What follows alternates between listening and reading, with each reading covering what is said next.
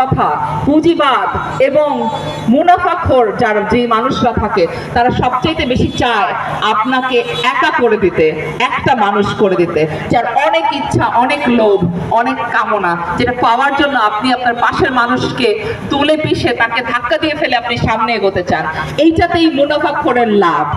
আপনি যখন পাশের মানুষটার হাত ধরবেন, আপনি যখন তাকে ধাক্কা দিবেন না, আপনি যখন তার সাথে একসাথে এগিয়ে যেতে চাইবেন, তখন মুনাফাখোরি, ক্যাপিটালিস্ট, পুঁজিবাদী মালিক শ্রেণী ভয় পাবে। একটাই ভয় তাদের, আপনি যদি একতাবদ্ধ হন সেইটাই তাদের সবচাইতে বড় ভয়।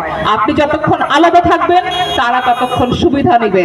তারা বাংলাদেশ লুটপাট করে তারপর বাংলাদেশেরই প্রধানমন্ত্রীর উপদেষ্টা হয়ে বসে থাকবে।